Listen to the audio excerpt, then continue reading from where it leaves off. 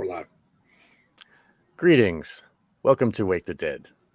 Today, I am very pleased to we are joined today by Mr. William Ramsey. Uh, William Ramsey of William Ramsey Investigates podcast, and you can find him at williamramseyinvestigates.com.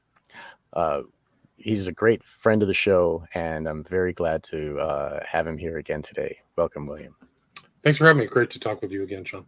Awesome. We have Today, to start recording our pre-shows. I yeah, keep spending so much time talking before we even hit the button.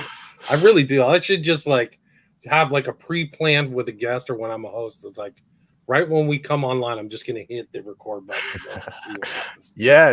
Try it that way. That would be interesting. You should. And sometimes I've done that in the past with other guests, and there'll be some little snippet of something awesome that I'll just have to save, and sometimes I'll tack it on the end of the interview just to add it to it. And it happens too after I'm done with shows, man. I've had conversations for another half an hour, 45 minutes. Sometimes I gotta go, dude.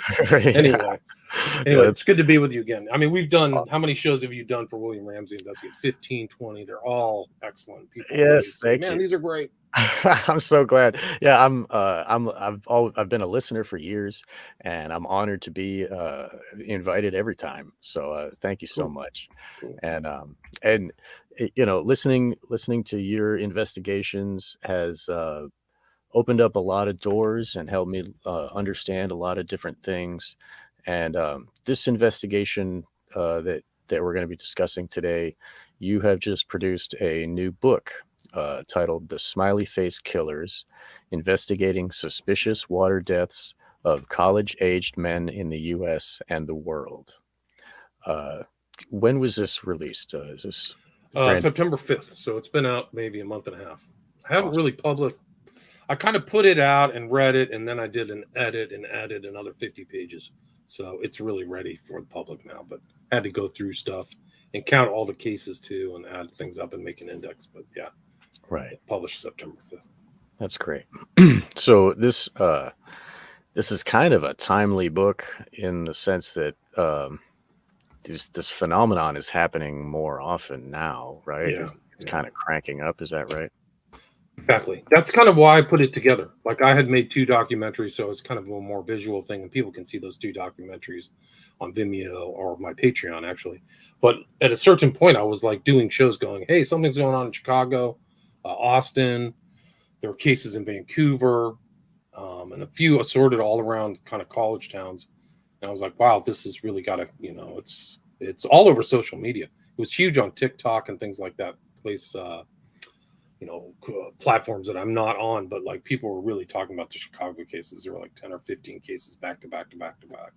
Wow. So, and I followed one. One was Seamus Gray was his name. He's a young man, but yeah, it's I felt like I needed to the thing was some of the stuff I needed to just put together in one place so people could kind of carry it around and look at it. And that's the whole point of the book. Right. That's helpful. You also did the same where you compiled all the information about the West Memphis 3 in your book Abomination, and that's very helpful to anybody that wants to look into that, because there's so much fake crap on the internet about that whole thing with the Innocence Project movement and the videos that they created and all the Hollywood dark occult machinations that got them out of jail, so it's tough to find actual truth about that unless you're actually looking at the court documents, so it's useful for the people. Everybody should check out your book Abomination and see the truth about the West Memphis 3. Damien Echols is a murderous, disgusting person, and you shouldn't have any sympathy for him. That's beside the point. So okay, so what is the phenomenon of Smiley Face Killer?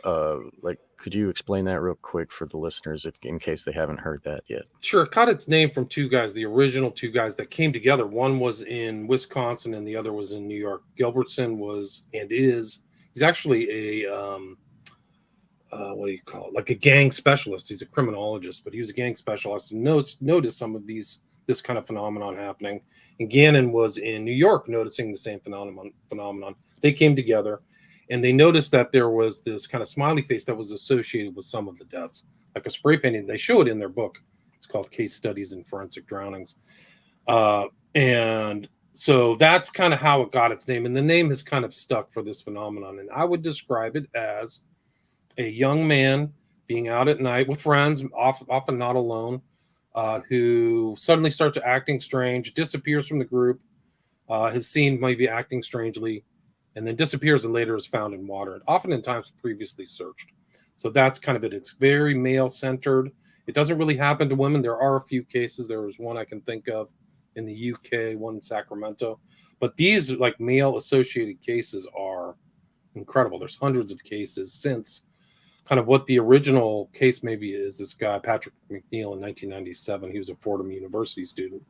But it's really kind of a new phenomenon. So I think that it's really it's some kind of new form of crime that really didn't exist back in the day. I guess maybe back in we were more rural and people were not as mobile, and now it's like people are out later at night at bars and things like that, and that seems to when this happens. So so this happens all over the place, right? It can't be just one killer. Right. No way. There's no way. And it's too close. Like there was things happening in Austin at the same time they were happening in Chicago. And there's cases that happen on the same weekend. So, and there's often like dates that happen New Year's Eve or Halloween where they happen at the same time. So there's no way. And it happens in globally. Like when I first was researching, there was a common kind of concept that it was the I-95 killer. Like somebody was moving from New York through Ohio and up through Minnesota and Wisconsin, because that's where the cases were. And I think I disabused that notion in this book by showing that it's happening all over. I mean, Austin is not very close to those kind of northern and central states. But it's also happening in the UK. There's a lot of UK cases. There's something they call in the UK the Manchester Pusher. So there's been cases where, and that was a canal city. They used to be huge in manufacturing, so they would ship stuff out, and people are found in the canals there. Bath is also kind of a water city. Cases in London, Scotland. And, I found people who speak French found some cases for me in France. So there's a network of researchers too, which is also interesting. And that's kind of one of the layouts of this book that I tried to do, is to show the different researchers in time who've looked into this phenomenon, starting with Gilbert and Gannon, and really Duarte, who was Gannon's partner. Sometimes I overlook him because he wasn't involved in the making of the book, but he was involved. So I showed them. I also show Coast to Coast early researchers. I show Jim Smith, who is a very important researcher. A lot of people might not know him. I've had him on my show, so you can listen to those. Igor Sarsky, who knew a lot of, or knows a lot about the Order of Nine Angles, which may tie in. I don't know. But there's also an interesting blogger out of Boston. Her name now, I think, is Elias Yeager, but before she was Elise Soper. So she changed her name, but she had this kind of interesting blog called The Cryptid Antiquarian. So she was kind of doing cryptid stuff like, strange beings, Bigfoot.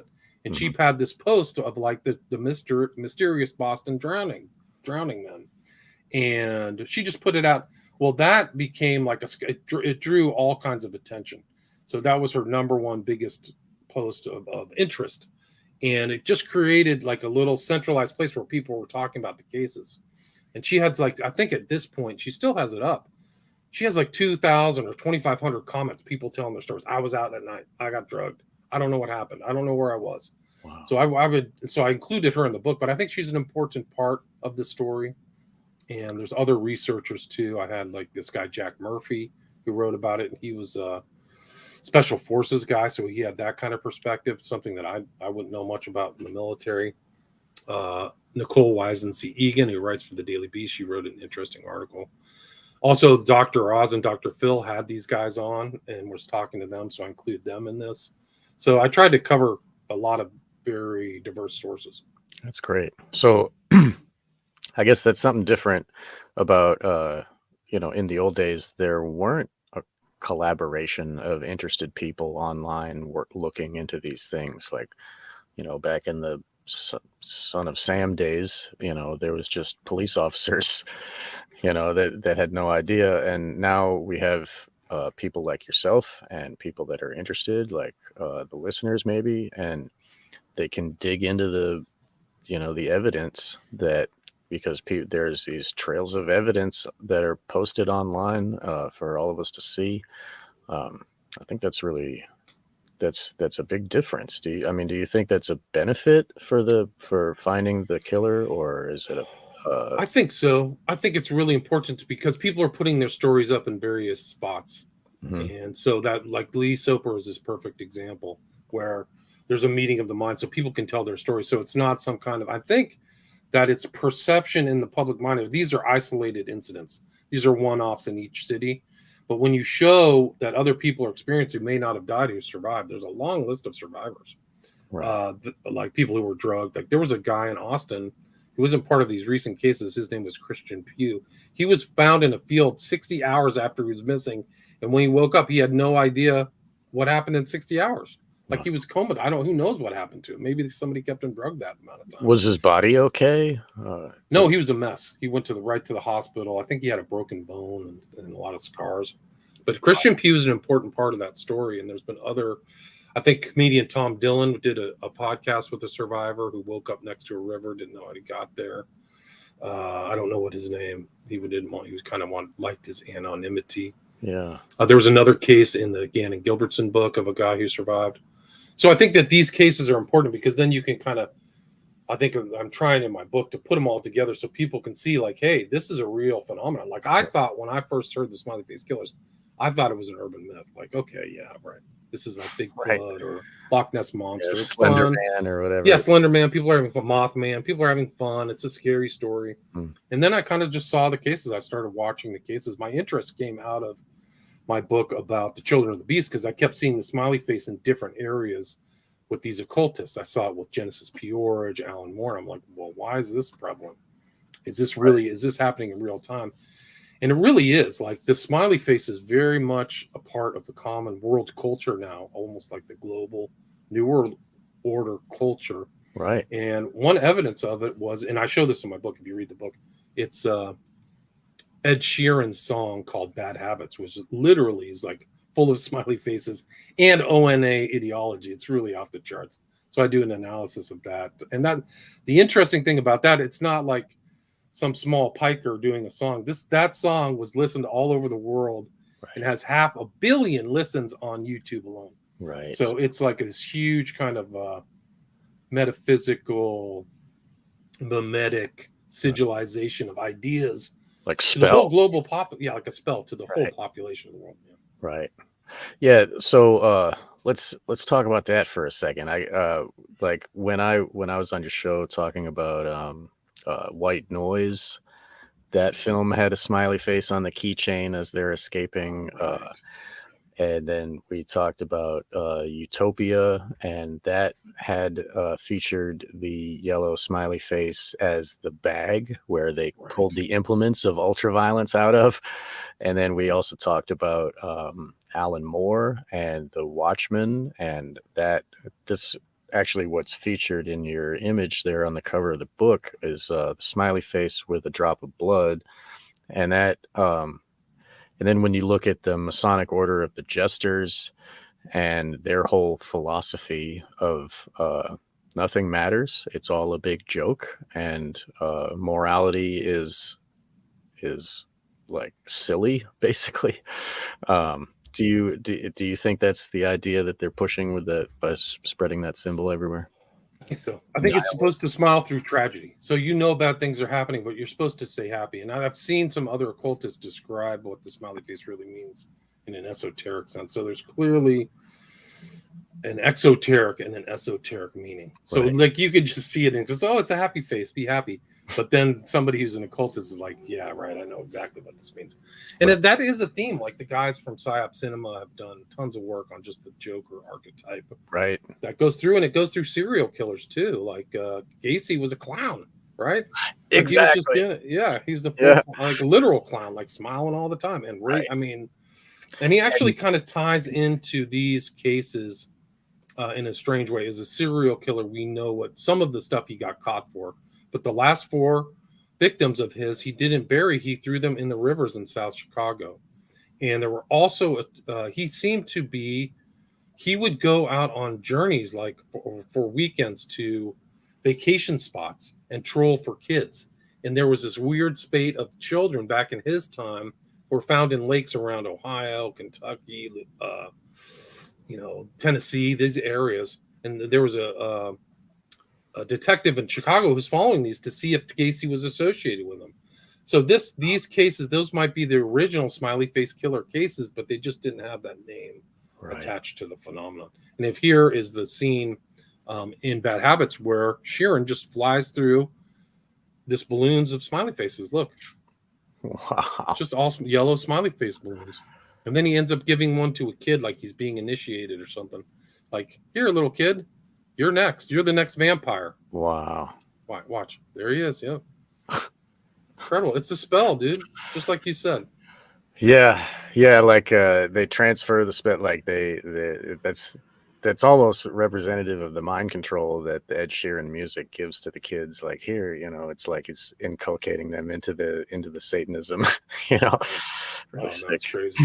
And those guys from Psyop Cinema have kind of researched Sheeran. Yeah. Thomas and Brett are great, and they're also good friends of Wake the Dead. Everybody should check out Psyop Cinema. Yeah. But there's another song that Ed Sheeran, I'm trying to find it right now, but he does another song that has the smiley face. So why is this popping up in the common culture? Right. Like, that's the question. Right. And if you look at the Watchmen, that character that wore the smiley face, the comedian, he is morally relative. He rapes a woman that he loves, and that's a big portion of the story, and then his daughter, like, there's a lot to it. It's not, plus he's killing with a machine gun and like laughing while he does it. Right. He liked it. He liked being in Vietnam. That's the whole thing of the comedian, is like he would commit horrible things. And if you think about the Vietnam operations, like what Phoenix Dave McGowan was illustrating, the Phoenix program, ultra violence, to create fear and chaos, like and then if you look at Michael Aquino and that whole thing, and that whole era of the Vietnam War, those type of operations, they don't stop. They, once the war is done, they point it inward at us. That's again, that's what Dave McGowan was putting in his book there, Program to Kill. And so that you were saying about John Wayne Gacy, he was connected to occult orders. He wasn't just a lone nut, lone killer. He when he was arrested, he was like, "Oh, who else did you get?" Right, he said that. That's right. And one of the victims who survived him said that he was with Gacy and a door opened and closed. So like there was definitely somebody there who knew something. Right. And Gacy was like, there's a picture of him with Rosalind Carter. He's right. Like, he's an alderman or something. So he was friends with the Reagans too, wasn't he? I don't know, but he's throwing parties and stuff. So he was not some kind of like loner. He was hiding in plain sight. And that's what's scary about some of these serial killers, is that, like Hewerman, this guy recently who's involved in all kinds of dark stuff, Gilgo Beach or Lisk killer. He was hiding in plain sight, going to work in Manhattan, had a normal suburban life. Just probably killing people, my guess. They usually start like in their 20s, right? So he's 59. So Hewerman, he might have been doing the same thing as Gacy, is like going to other, he had a place in La Vegas, so maybe he was going to like other places and whacking people. But Gacy, something else. And another case that's actually similar, just to interrupt, is the Atlanta child killings, right? All these kids were dumped in water, right? That's how they caught, I forgot what his name was, George of Cabdep. I did a show with him. But they caught him in water. But there was other things, like these were weird networks. There were weird people involved in other houses where it couldn't have just been one guy. So these cases might be the same. I just wanted to show here too. This is Ed Sheeran, eyes closed. He has another smiley face. What's going on here? Like, I'm noticing a pattern. Like, this isn't just associated with the smiley face. Have you seen Ed Sheeran's smiley face tattoo? No. Okay, I heard the episode you did with Thomas, and that was very informative. You guys talked about Ed Sheeran at length. It was a very good episode. This is just one of many, though. That's the whole thing. Is like all Mhm. these guys have these, smiley face tattoos. Here it is. Yeah, And it's like they're displaying to everyone their allegiances. It's almost like the corporate logos are showing their allegiance to Freemasonry, that type of I thing, agree. where they're putting it on display to it's almost like a dark shine, like they're proud of their darkness. And look how, like Genesis P. Orridge, that whole thing there. And then that other guy we also talked to about a different film. What the hell was it? That's Ed Sheeran's tattoo right there. Smile. It's like a pure yellow smiley face. Right there. And that's that. I'm trying to bounce around to keep from getting a copyright strike. That's so people are not showing the whole thing. You're fine. Well, YouTube. Who knows? He's Wayne Williams. Thanks, Carl. That was the guy from. So this is obviously it's not Lone Killer. It's probably part of a larger cult, and these symbols that they're sharing are messages to others that are in the know in this cult. You agree with that? I think so. Yeah. Okay. So you also mentioned that certain times of year, like Halloween and New Year's, there's more than one happening. Do you think that is because of the occult significance of these dates? I think so. Yeah, I think so. And if there maybe moon phases or things like that, like that's the way these people think. I think that's the way they think. I don't think like that. But right. I'm not accusing you. No, I'm not saying you are. I'm just saying that the mindset is like a lot of people look at these cases and it's a psychological habit. Yeah. We think that everybody's a reflection of ourselves because that's the way we think. So everybody's supposed to think. It's just kind of like a baseline. That's not the truth. There's like different ways of thinking for all kinds of different people. Right. And some people have very strange thoughts. Like I'd go into this guy, talk about moon phases or whatever, or dates. His name was Mark Latunsky. He was busted. He literally abducted a guy off Grindr and ate his testicles. But there was I put it in my book because I think it was important. He was on a show. No, he was featured on a show called Interrogation Raw. So the cops are interrogating him, and about his victim, he said, it was a new moon, and I wanted to honor his demands. And who's his? Like his victim's demand. So he was honoring his victim. Like you're literally cutting him up in little pieces. You have him chained in a dungeon, and he's thinking about the word honor. So in the context, it's just totally bizarre. Right. And I was looking at the guy who's the cop doing the interrogation. I said, you got to drill into this, bud.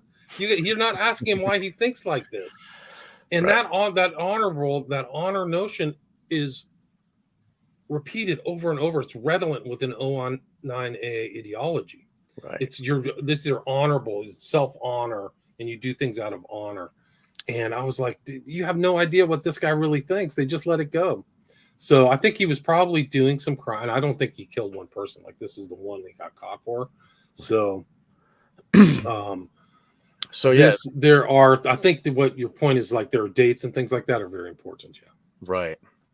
So the things that we as normal thinking people would think, oh, that's crazy. There might be a lot of significance to it, like just the smiley face itself, or the fact that they're in water, or the fact that it's done on certain days of the year. And normal police officers might not think to investigate that. But agreed. Yeah. I think that it's not, I've talked to other people. I did a show on the Lanning report. Lanning is still around, FBI agent, who says that like there's no occultism or anything involved, and in cases and stuff. And so they kind of left that out of their analysis as kind of the mens rea or the intent. Like there's nobody doing that intentionally, and it's hogwash. Like the Sons of Sam is all occultism, right? And that's just one example. Arliss Perry. I mean, you can go on and on. Like there's all kinds. I'm going to put together a dictionary of occult crimes just so people can go, hey, there's some weird stuff going on. And you can read about it in Program to Kill. Yeah. That The gentleman that was talking about eating testicles, that reminds me of John Podesta. I know it's a weird. In what way?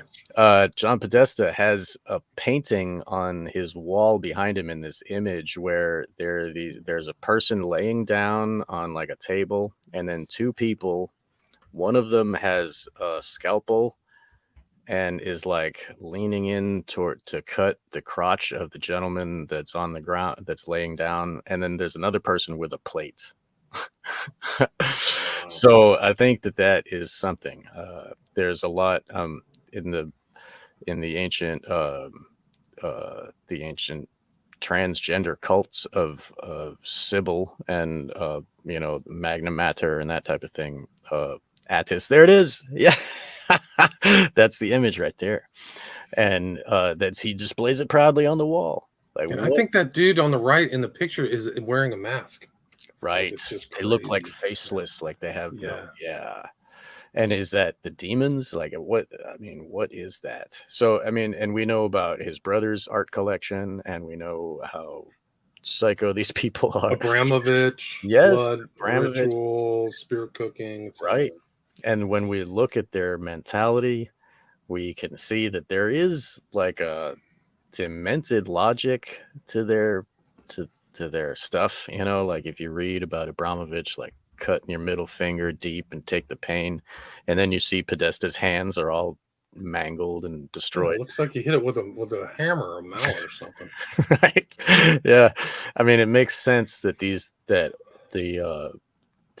to us seems totally batshit crazy, but to them there's order and meaning, and we are the uninitiated stupid ones who are living life according to like our love and care. Meanwhile, they're like ordering themselves to like trauma and torture.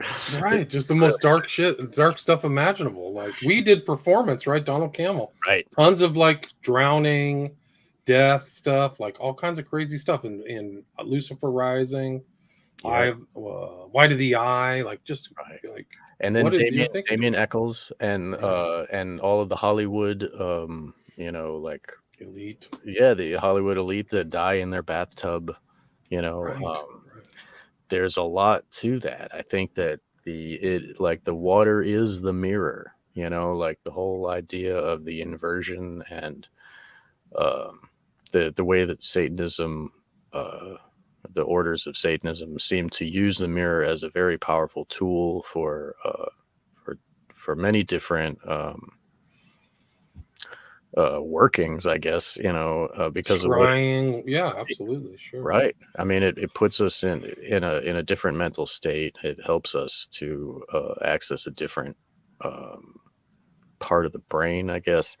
And but anyway, it relates to the moon and the goddess and even Neptune, Typhon, and if you look at like the Church of Satan or whatever, their insignia has Leviathan around the outside. Leviathan is Typhon, is the Typhonic order of the OTO. They, like this whole, the opposite of the sun, the involution, decay force.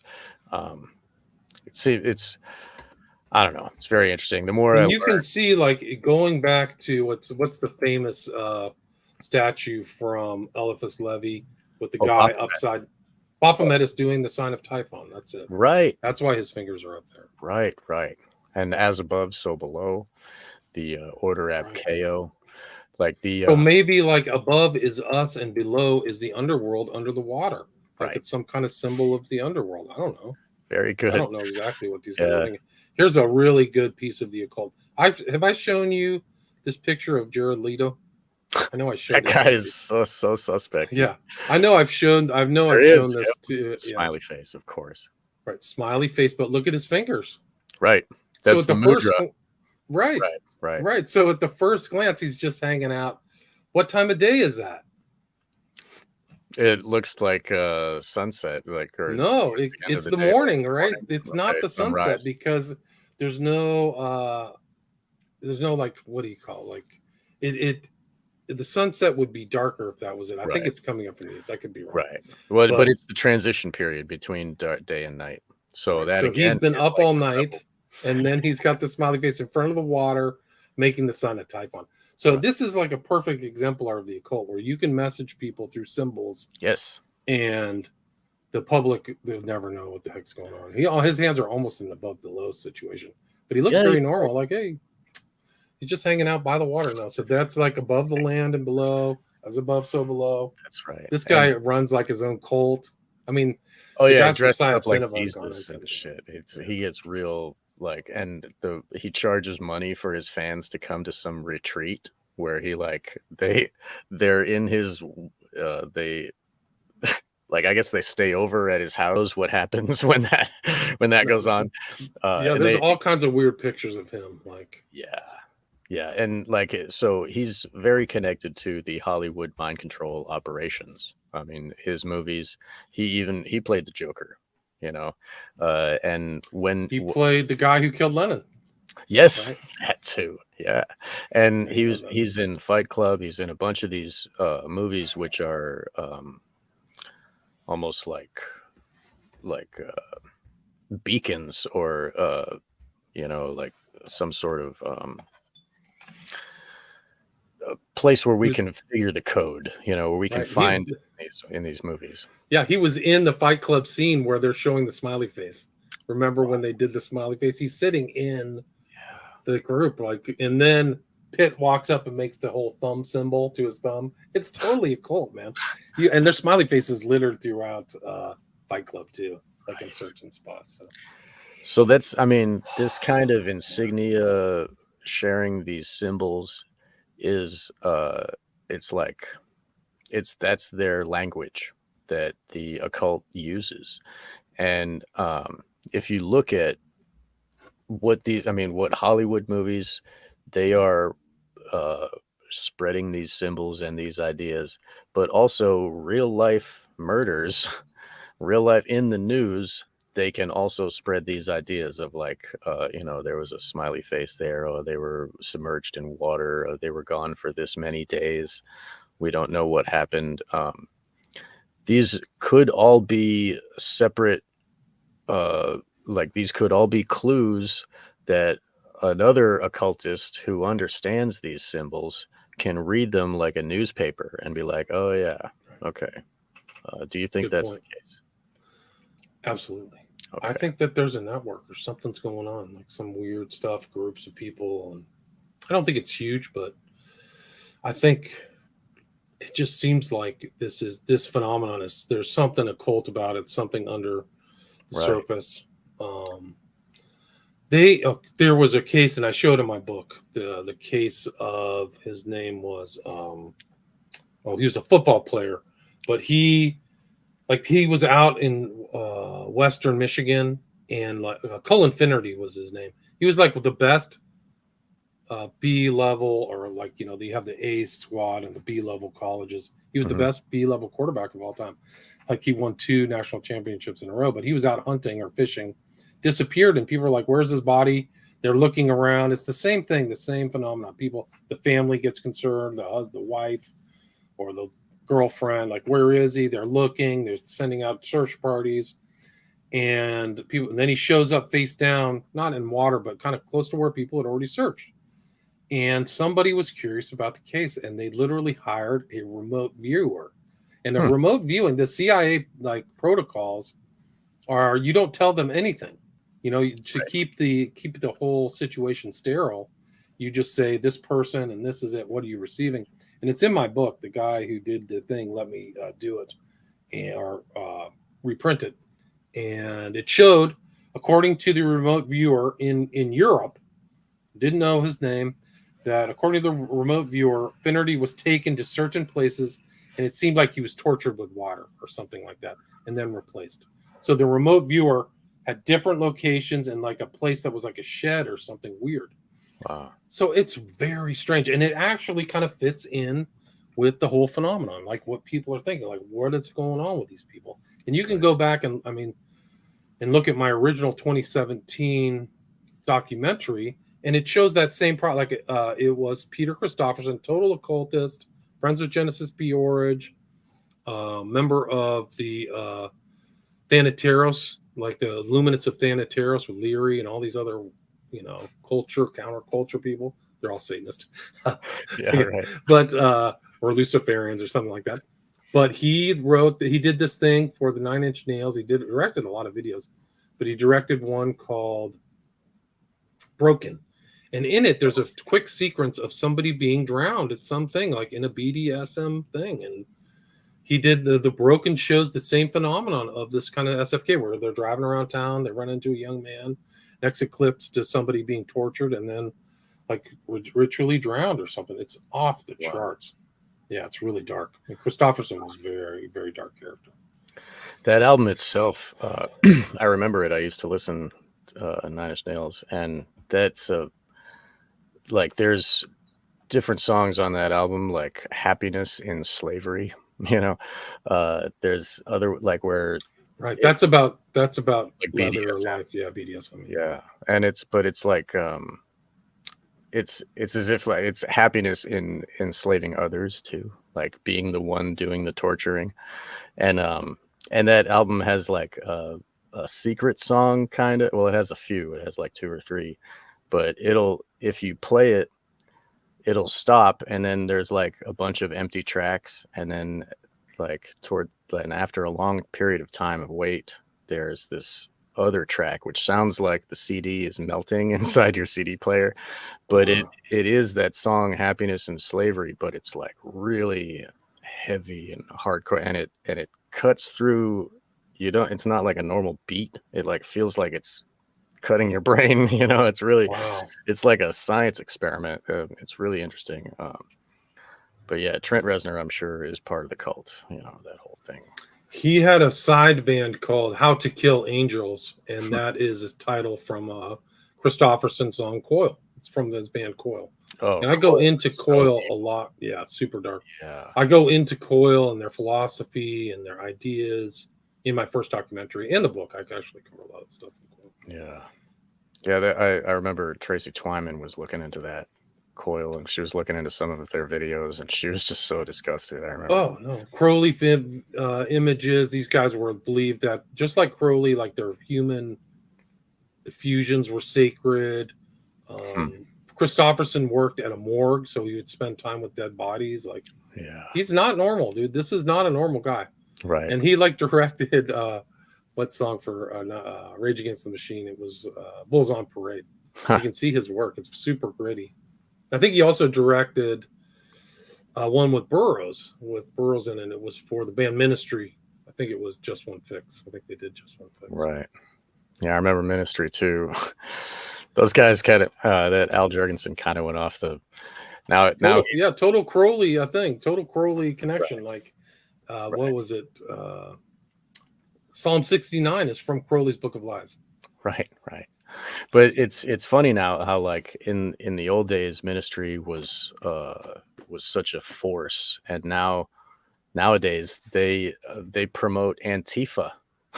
Wow, and, really? I didn't know that. Yeah, they got he's got a new album that came out during the Antifa bullcrap, and they sing a song about Antifa and how great it is, and it's just like it's laughable. Like I watch it now and I'm like, what a loser, like this guy. But I mean, he's just doing his job. He's, being paid to create this stuff and push out these ideas, so, but I just think it's like his handlers are like, all right, now you got to push Antifa. And he's like, okay, boss, cause I can't believe that he actually thinks those guys are smart.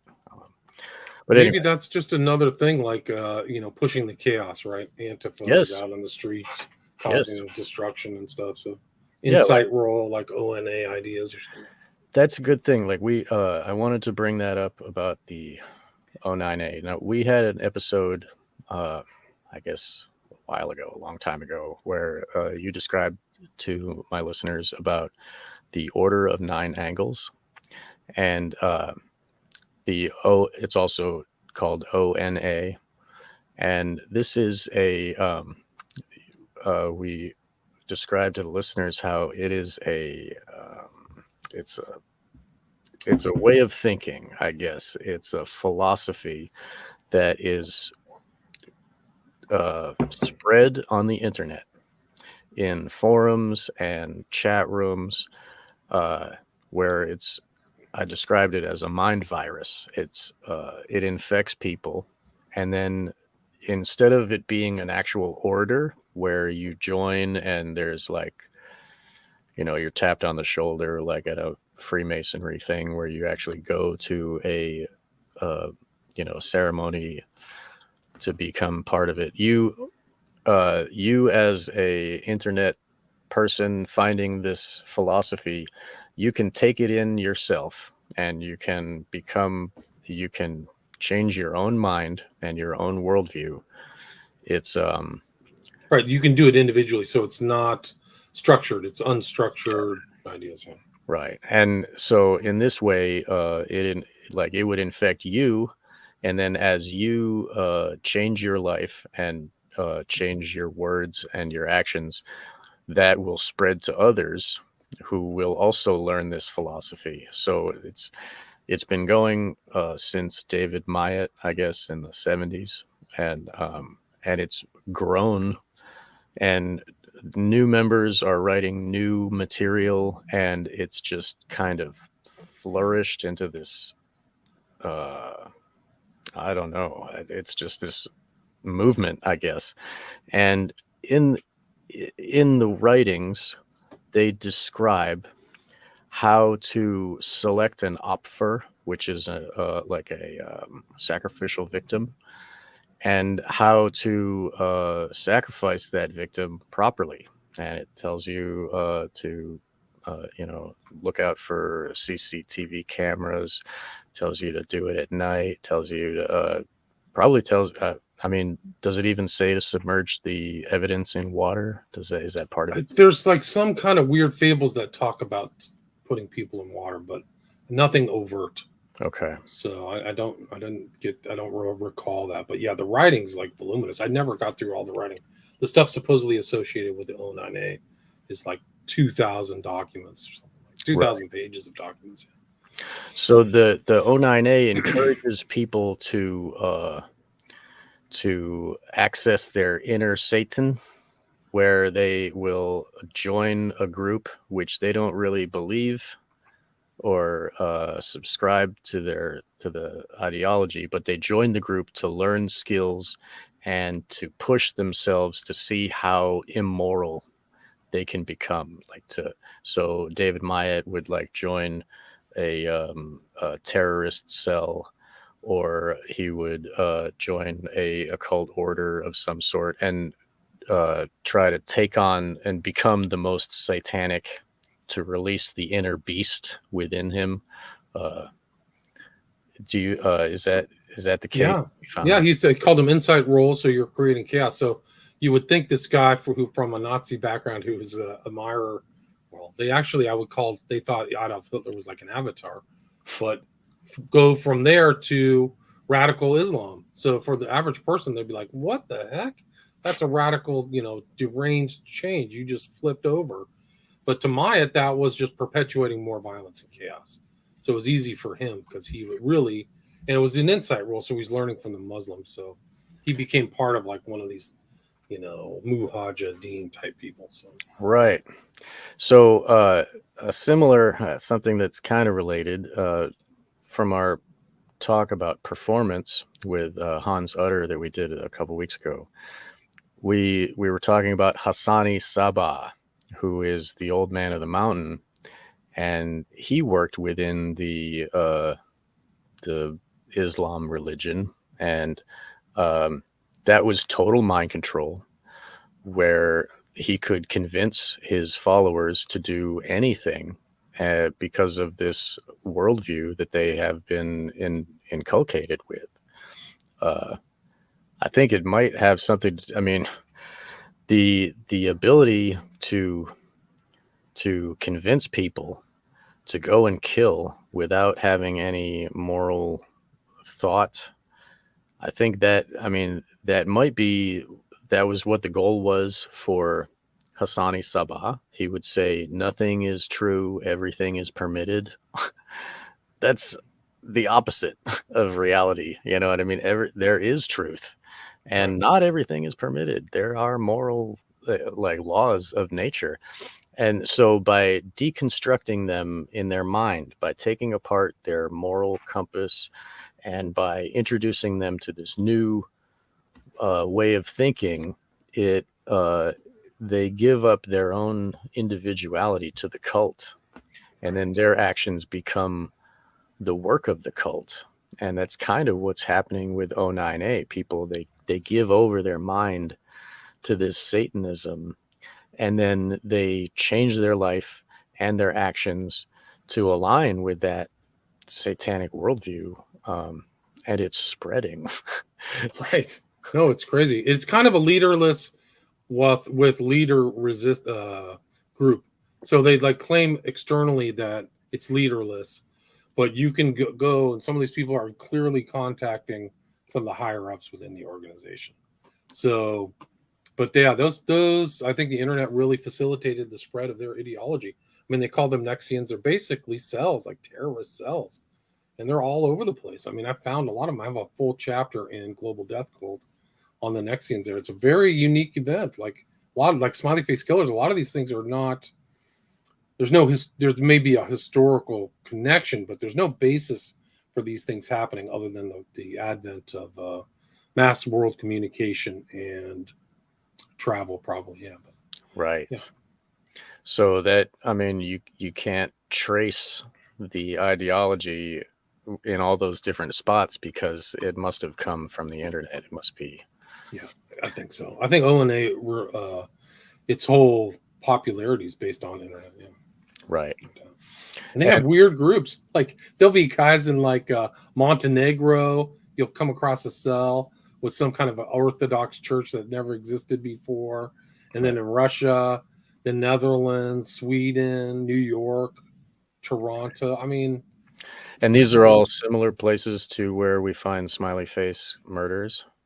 Is that close? Yeah, I think so. close? I think Okay. so. In Texas, like wow, there's a Nexian in Texas. What? So, Right. I mean, it's not believable. But yeah, and even the founder, like the so-called outer head, is from California. I think she's from Southern California or was in Southern California, and a woman. So like, it's not necessarily all male, right? Right. Well, and that may trick.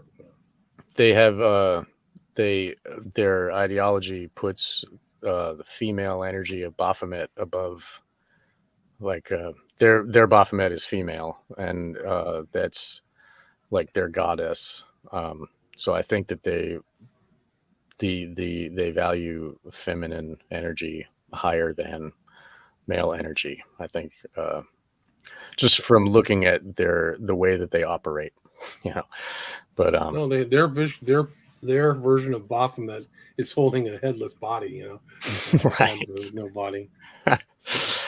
Yeah, I mean, Pretty it's brutal stuff.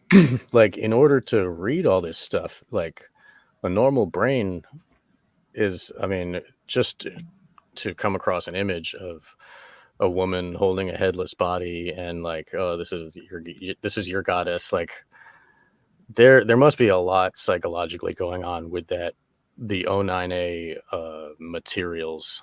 That, I mean, that should be a study in itself just to see how it affects our brains to read this stuff. You know, it only Good makes point. sense that it would end Well, up. imagine like if you're young, impressionable, if you've been in a highly suggestive state or you went through trauma, so maybe that critical forefront brain isn't as pronounced in your thinking, and you come across that, like it could just Right. any cult, really, right? Well, I Right. mean, I think all cults prey on weak-minded, vulnerable people, and if they're not vulnerable, they wouldn't go into it. Right. You know, whatever it would be, like whether they're doing something else or involved in sports or some other like drama. Like some of these, like you have to have time to get involved in these things, and that's what these guys have. You know, how you look at all the cases of the guys in Adamwaffen and stuff. They have just way too much time on their hands. They're online all day, talking on fascist websites. Just like, I mean, Yeah. and they didn't have a well-ordered life. Like they didn't have that thing where you're doing school, then you're working, then you have a girlfriend, and so all these things are taking up your time. They didn't have that. They were isolated. So Right. I think that, like, I mean, clearly some of these people come across this material and go berserk. You know, they love it. Right. And that goes hand in hand with the destruction of our society. That's, I mean, organized Satanism in Hollywood and has like destroyed the family. And now kids growing up aren't trying to find a wife. You know, they're not trying to have kids. It's kind of, and then what do you do if you're not having kids and making a life? Like what? Well, I go It's on the internet. crazy. I mean, think about how the generations have changed. Like, Right. I'm old enough to remember, like, my parents were together at 22 having kids, you know, 23. That was the time. Like, that would made sense to them. Right. And now people are like putting off kids, or they're incels. Like 30% of men have never like been with a woman. Like, this is Wow. crazy. Yeah, there's like Wow. huge stats. Yeah, like it's I've just seen, not. it's like Terrible. Japan is like gonna their genetics are gonna die off if they're not careful because like I've heard the statistics about in Japan, the males, they don't try to find a girlfriend and they play video games and it's just they're just dying off. It's, I mean, if you look at the eugenics operations at the depopulation that, you know, we've talked about it before on both of our shows about, you know, like they're intentionally trying to reduce the population so Yeah. that they can have an easier time managing the entire population of humans on the planet. The ideologies that they're pushing, this stuff that ever since Kinsey and the 60s sex revolution, and now they're telling kids that they should chop off their genitalia. It's it's really ramping up a whole lot more. I mean, they couldn't kill all the people that have not been born because of their mind control. You know, like they've already gone so far. Like we probably would have had another billion people on the planet if it weren't for the Good mind point. control. You know? Yeah. I mean, I think that the depop, it doesn't just mean poisoning or giving you bad food. Right. It's about mind rape, like climate change and, you know, these fake viruses or real viruses or whatever. Like Right. it's like a full suite of black bag tools. So, Right. and I think at the very top, it's just Satanism. It's Satan, and it just feeds down into the evil people's mind. And just like the elite and Satanism, it's Satanism is an ideology that's tailored for the elite, because then they can just justify anything, and people are trash. Right. And it's you almost, you know, Yeah. Like they think that they see themselves as more evolved because they're not hindered by morality and ethics. And they have the best blood and they have the most money, and the reason they have that is justified through a Darwinian worldview. Like, yeah, that's the way it's supposed to be.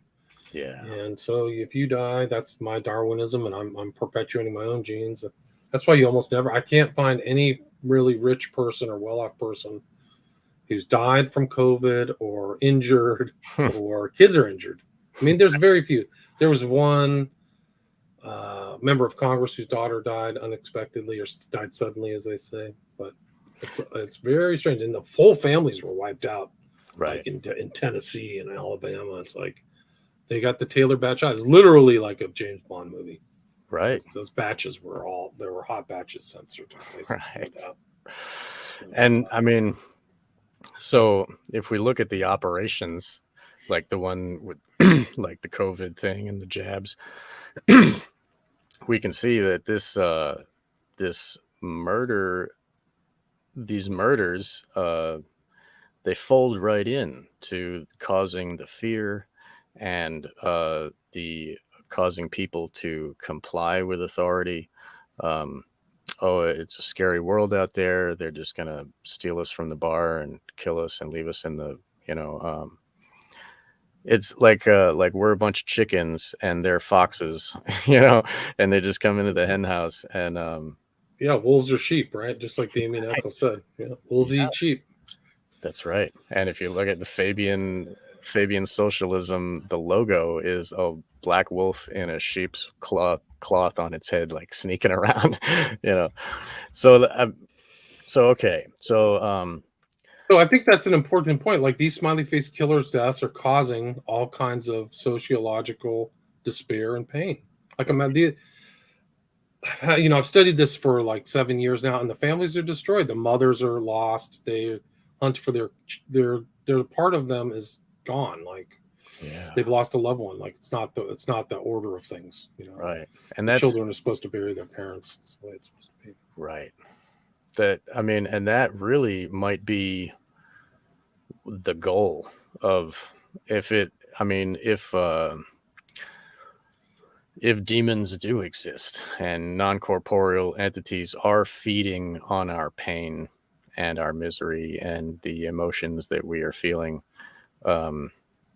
they can suck off the teat of sorrow forever. Now that those mothers and those family members, I've done some work with Jerry Marzinski, and he describes the voices of schizophrenia, how it is like it's an organized system that has certain goals. Like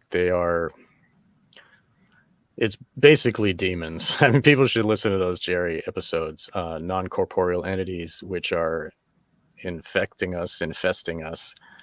And they work together with psychopaths. I mean, psychopathy works hand in hand with these operations of the dark occult, demons and such. How many of these serial killers are in contact? We know Dahmer was reading Yes. Satanic Handbook. How many of these guys are? And he was watching, what was it, Exorcist 2 with like the ritual stuff.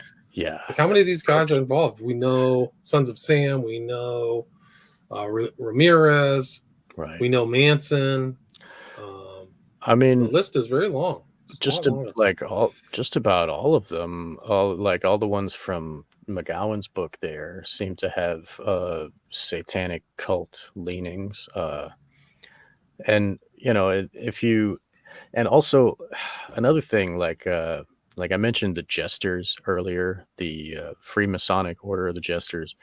Their logo is like a smiley face kind of. It's like this laughing clown guy, and they are all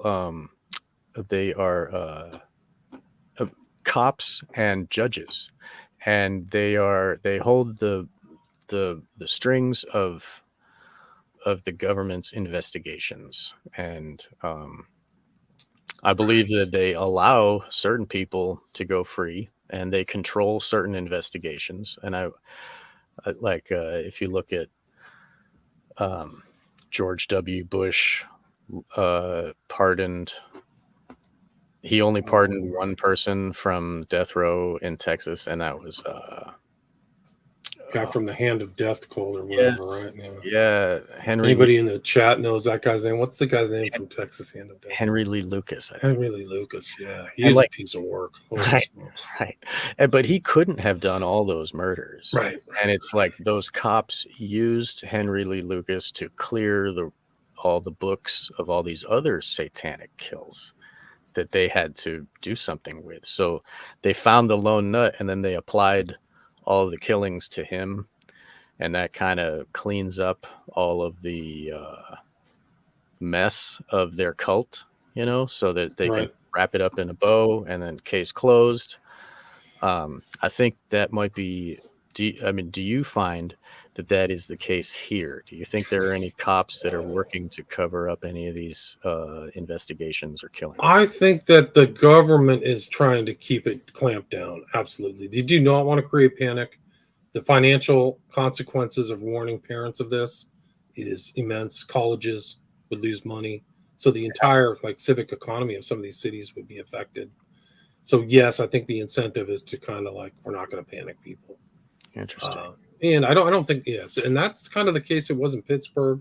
There's been enough deaths in some of these cities that you'd be warned, there should be a warning, like a stop sign. Right. Be careful. Do not get drugged and don't go out alone. I'm serious. Austin, there were so many deaths in Chicago back to back to back that the government should have said something. They denied it. They publicly said, well, yeah, we're not doing this. So that actually happened in Boston. The Boston police chief came out and said, we find nothing there, guys. There's nothing to worry here. Kind of like the mayor in Jaws, Oh yeah. Nothing to see. Everybody go back. But Right. Get everybody, back in the water, everybody. yeah. Yeah. But everybody who's looking at that knows that's just a bunch of nonsense. Wow. Everybody who's studied these cases enough knows it's baloney. Wow. There's something to worry about. You got to watch out. I mean, and nobody's safe, right? It's not safe at night. It's not safe for women or men anymore. Right. So this happens. You mentioned drugging. That we know from, like everybody knows that date rape and roofies and stuff, and so women know to not let their drink go unattended and whatnot. But that is the case where a lot of these people have been drugged, GHB, and Roofie or something. roofies. Mix. Okay. And there's been, I mean, go ahead. You have to see the Gannon Gilbertson book because they really got kind of autopsy material, blood work done, like with resources that I don't have, or the skills really. Like Gilbertson knew what to do, and these guys, a lot of them had GHB. They acted funny. They were acted out of character. Some, like the assumption is these guys are drunk. Not all drunk. Like one guy has 1 or 2 beers and starts acting strange. That's not enough to like lose control. So somebody's drugging them. And so I think a lot of these drugs, and it's an epidemic in certain bars, like women get drugged, men get drugged. There were drug gangs now. So there were 2 gangs caught, one in New York City and one in Austin, and they were going to bars and drugging people and taking their money. Huh. So what if they were drugging people and they knew they were drugged and take their money, and then maybe something went wrong and they said, well, let's just throw them in a river and we'll just, hopefully nobody will figure it out. Yeah, could be that. Yeah, I think that, I mean, the fact that they are fit men, it's necessary to drug them. And GHB has a component, like it erases the memory. The short-term memory doesn't function while you're high on that stuff. So it's just a blank memory hole, And I know, like, from being a kid that parties, I've seen people that use GHB. They don't always use it for date rape purposes. They like people that take other drugs will combine the GHB with that, and then it enhances the other drug more. So maybe the GHB is that's to incapacitate them, but also maybe when they have them held hostage, they're giving them other drugs too, like truth serum or whatever type of mind altering. So there was one guy who had drugs in him that he wasn't prescribed. So like they found impramine or something else. I forgot what the drug was. You have to go back and read my book, but like according to Gilbertson and Gannon, there were somebody was drugging them while captured. Wow. And like the creepiest thing about this whole phenomenon is like these guys aren't dead when they're disappear, right? So like some of these guys have only been dead for 24 hours. Yeah. So the forensics shows that they haven't been dead the whole time that they were missing. Right. So what do you think that is? They're kept somewhere for whatever purpose, tortured, whatever. It's just, I mean, I think they undergo the most horrible thing. I mean, like an abduction happens, like some of these women like guys who are serial killers of females, sometimes they capture them and like keep them a couple of days. Right. So, or whatever. I mean, there was a guy in Ohio, right? Didn't he have like 3 women in his house for 20 years or something like that? Right. Yeah. So, yeah. And he mind controlled them to think that they should stay there. Like, I think that whole thing. Like they felt bad when they tried to escape. Right. That happened to a girl here in California too. Like she just disappeared off the street and they found her, or that smart girl in Utah. Like somebody snatched her out of their house. Like, so the people, like the theme of this from the beginning, these people don't think like the average person. They're on a different. So maybe the death isn't the purpose. Maybe the true purpose of why they do it happens within that span of time that they're missing, because they need to have an opfer or a victim for this specific type of torture, that they want to please this specific demon at this specific date when the moon is right, Maybe. So they catch them early, like they go out and rustle somebody, Right. And I've likened this to like old cattle rustling in the 19th century. You don't go back to the same ranch that you stole the cow from last time, right? Right. So like, I mean, if you're thinking, I mean, if that's not highest level thinking. It's just like you don't rob the same bank twice. Right. So you go do something else. You go somewhere else or travel around, or just like But then, Gacy was doing, right? but then you got Lady Bird Lake, where it seems like it's happening in the same place over and over again. No doubt. Do you Yeah. think it's maybe they're getting sloppy, or they're just maybe I there's don't more know. people doing it? I don't know. I don't know. I don't. Maybe there's more people involved. Yeah. You know, maybe there's something even more sinister. Like, Right. I don't know. Like, I don't. You know, I think some of these guys, like, they're just. I think the value of life isn't what it was like back in the kind of 50s or 60s, and it's different. So maybe some of these bartenders are like bitter and angry, and the bouncers are too. And you know, Maybe they're maybe somebody. culprits. Yeah, maybe they get angry. Like people have thought weird things about the bouncers. Like this guy Zach Marr, he's at the Bell and Hand Tavern in downtown Boston. He goes out for a smoke, and then the bouncer says, "You can't go back in." He said, "I was just there. You know, let me back in." He said, Without "Nope." his coat too. Yeah, yeah. And so he's walking around out front, and then disappears, and then he's found in the St. Charles. Like that's weird. And why aren't the police looking into that? Like, oh yeah, Zach Marr just wandered off and couldn't swim. The guy was like 22. Right. Like they think that they just fall in water and then like they just give up. Like you can't swim out or something. It's so strange.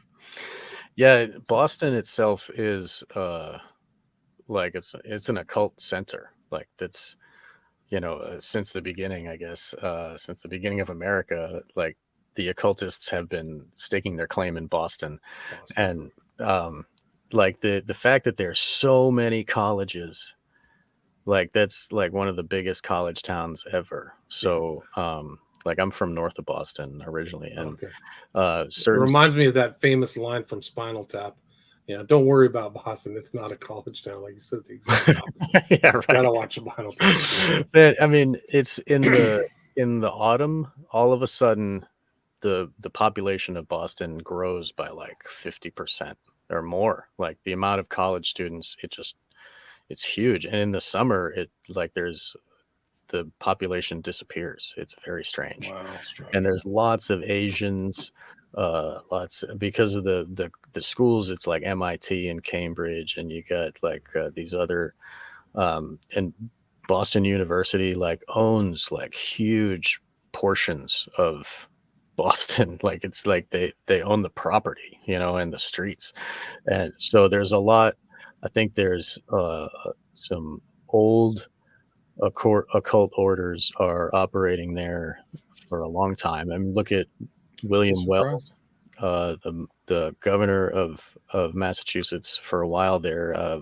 I was just talking about with the PSYOP Cinema guys about how William Weld is connected to Tuesday Weld.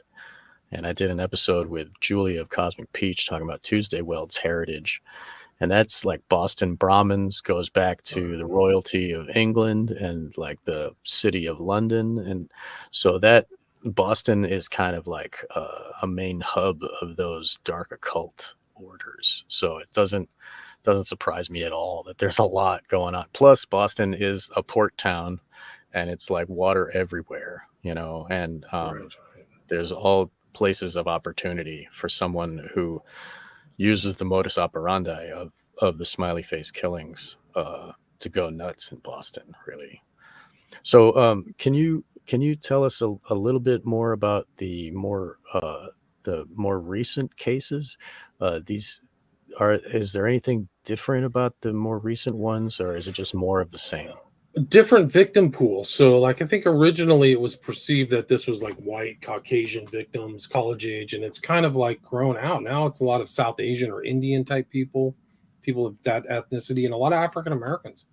A lot in Chicago. I think that there were African Americans and Latinos too. So it seems like it's changed a little bit, or the victims have changed, but Asians too. It's very strange.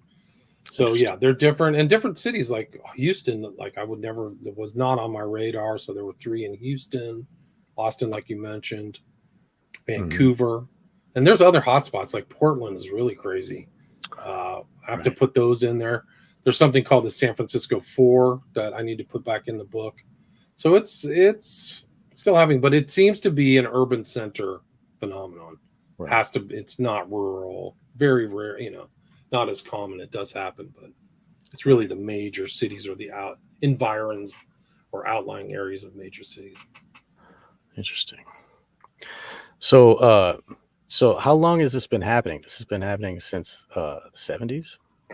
Well, they say, like, I put in the first chapter of the book, or the first segment is Victim Zero, Patrick McNeil, 1997. Oh, And there may 97. be a Okay, few I'm cases, sorry. just like I was talking about Gacy or something. Oh, sorry. Right. But it really seems to have taken off, this phenomenon, in the last 2 decades. So it is strange. I mean, the mob was dumping bodies in the rivers and water, so that was like a body removal place. So, and the nature of water, it washes away the DNA evidence. I mean, it's useful for killers. So 97, that's interesting. That's like right after the internet, pretty much. Yeah, right. So it's like somebody on some like message board or some secret group, AOL chat exchanging, room. Something. Right. I mean, they're like that. I mean, I've been watching like the Catch a Predator things. They're gnarly, but they're clearly communicating what they think are encrypted stuff. Like I think it's I can't remember the sites they're going to, but man, Instagram, you want to talk about, and YouTube has like pedophiles talking to each other and like sharing. Twitter used to too. Yeah. Whoa. No, but it's Telegram and something else. But they're doing it. These guys are depraved. They are freaking sick. Like they are talking like toddler youth, exchanging, abusing kids. Yeah. Like you want to have giving advice on how to abduct them and how to do things. No, it's a horror show. It's there. And the thing is like there's 2 guys that I've watched. They just go travel around and bust people all day. It's amazing. I mean, like Predator number 331, Predator 332. Wow. And there's one guy who got shot doing. They're doing God's work, busting all these his people. His name is Alex Rosen. You can look it online. But if you want to have a bad day and insight into how bad it can get, the most recent one was just like, this guy should be put to death, man. No, these guys, there's no. You can see kind of in the Old Testament where people, like in the Old Testament, prohibitions against bestiality and depraved behavior, why it was the death penalty, because it pollutes all of society. Like if somebody's going to have sex with an animal, like what else are they going to do? Right. This is like a no-go zone. Right. Put it to death. Yeah, that's right. I mean, same thing with like killing an animal, like Dahmer and all the other killers, like they practice on animals, know.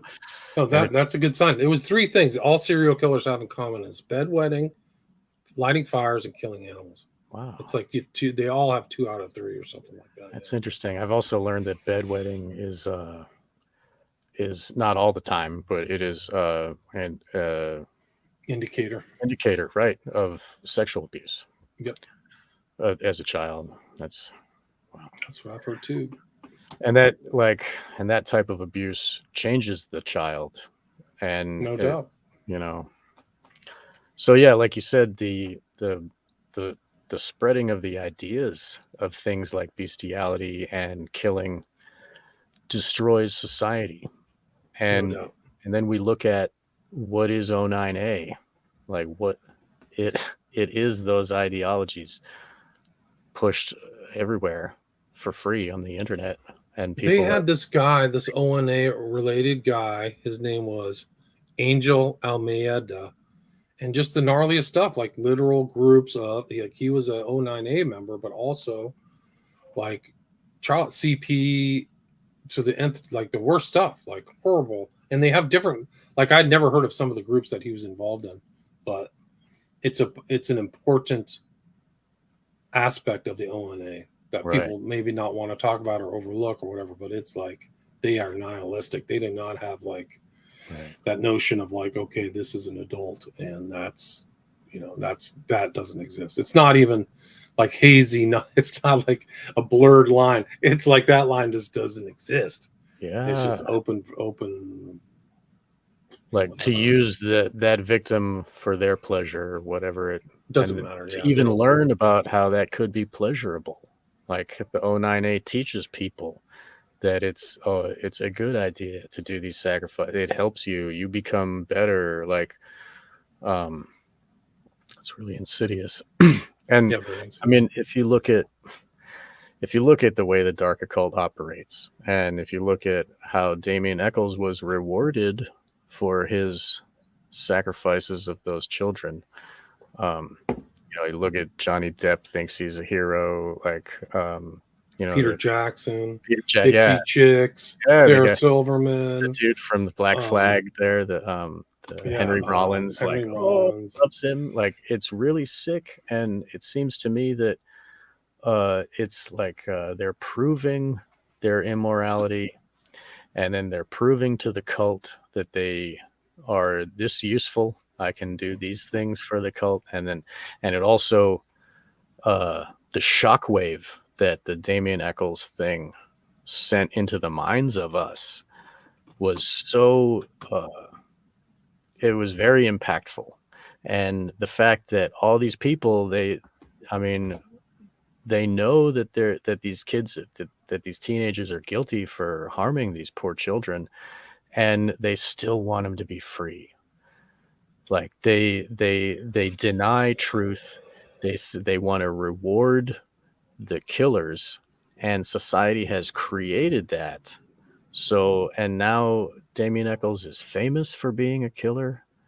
And that is an example to all of these 09A people who are reading this stuff and thinking, oh yeah, I can attain power by killing children. Good point. They called the guy, his name was Hussein, his last name was Daniel Hussein, Danyal.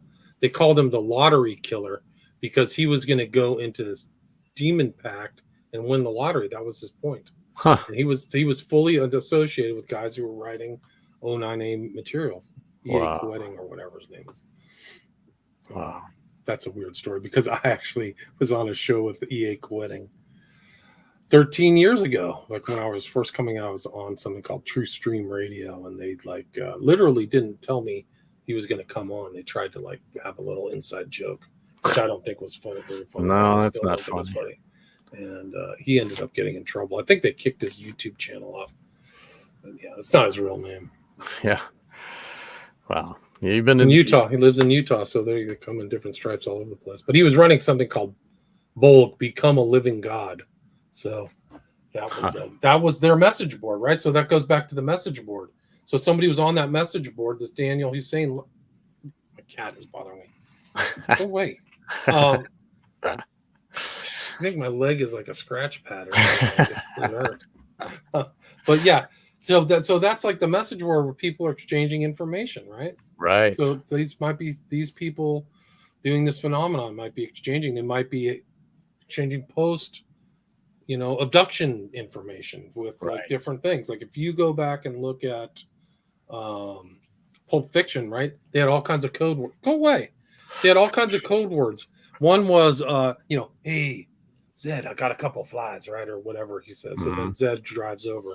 So flies in the web. So maybe that's what, there's like, and the pedophiles have their own jargon, right? So they have their own jargon. So maybe somebody like this has their own. Police don't know it yet. Wow. That's a good point. Yeah, because they're not only creating a worldview. They do create new words like Opfer and Nexion. Cheese pizza, hot dogs. Right. Yeah. They use them in different contexts, right? Oh, you like cheese pizza? I like cheese pizza too. They don't know what they're talking about, what they really are talking about, right? Right. But then, then we see sauce, once we learn about what a map is, or what, a map. A napkin is, napkin, right? Yeah. Right. That's right out of the Podesta emails, man. Exactly. And we saw that painting in those Podesta emails. We see, so it is there to be seen. It is there for our eyes to be wide open, but we're all keeping them shut. True. So do you, with all of this, do you think that these killings are a result of black magic rituals? I don't know. But I think that these are dark people in an underground kind of environment, and you just see a lot of that cropping up. in the world now. I think it's becoming like it's the days of Noah, like the Bible would say. So I think that's where they're at. Whether like they're using rituals or not, they're doing it. They're committing the crime. Whether how thoughtful they are, whether they're trying to poison the psychosphere, whether you're into kind of like True Detective land, some pagan stuff. I mean, they brought up all this pagan stuff in the whole Delphi murders, right? Like Odinism and like that guy. Those two defense attorneys for I forgot what his name was. They wrote a 135-page like filing about like the Odinism, and then they proved. I think somebody proved that some of the stories were true. That the cops in the area were wearing Odin patches. So like we're in a completely different environment. Like what does Odinism demand? What do the gods demand? It's always some kind of weird, bloody, fiery ritual or some crazy stuff. And Odin is the one-eyed god, you know, like that whole thing. I mean, so my point is that I don't know exactly what's going on with these cases. I know the phenomenon's happening, but what the full motive of these individual perps, I don't know. I guess we'll never know until we find one of those killers. We find one. Well, I have a section in my book. There was a young man named Josh in Boston, just like we mentioned Mar. There's a lot of things that happened downtown. There, Bobby Hurley. There was another case. His name was Ketterling or something like that. Anyway, this kid Josh, he was on a show. He came out of TD Garden. He went to go take a leak at the river and passed out, and he woke up in the hospital. But they had pictures of him. And he was face down in the water, and there was some guy with glasses there holding on to him. And then some other group came in and rescued him. And the guy in the glasses, nobody asked him how he knew what he was doing over this young man's body. Wow. And he had like a bruise on his head. His ear was bleeding. And that guy got away. So that could have been the key. Like the police should have found that guy and said, what's your name? What are you doing? Why were you holding on to him? Why did you know he was in the water? Like, how did this happen? And that could have been the key to opening up. So I think there's probably, and if you read the lives of serial killers, they get out of scrapes all the time and then finally get busted. Like confrontation with the police, they're talking to the police. There's just something where they like, whether it's Dahmer or Gacy or some of these guys in California. They brought the victim back into Dahmer's apartment that time. Yeah. And so they get away with it. So I think that this is the same thing because the cops aren't looking for it. Right. So they're not looking for this, but I mean, that could have been a murder. This young guy, Josh, this is November 2022, a year ago. Like it could have been a murder and whatever. He just fell in the water. He had a bruise and he almost drowned, wow. You could have broken the whole network of all the Boston drownings open with finding that one guy. I can find, I mean, this is incredible. Like I'll show it to you. It's off the charts. Let me see if I can find it. You'd think Boston, they have so much to do. Like there's so many crimes going on that the cops are exhausted or demoralized. There's all kinds of stuff. Like, I mean, the cops are probably just like, I don't want to put this. I don't want to, put if it's like a drunk college student, they don't care. Like they don't want to help some. Like, oh yeah, you got drunk and got lost. Don't bother us. You know what I mean? Like it seems.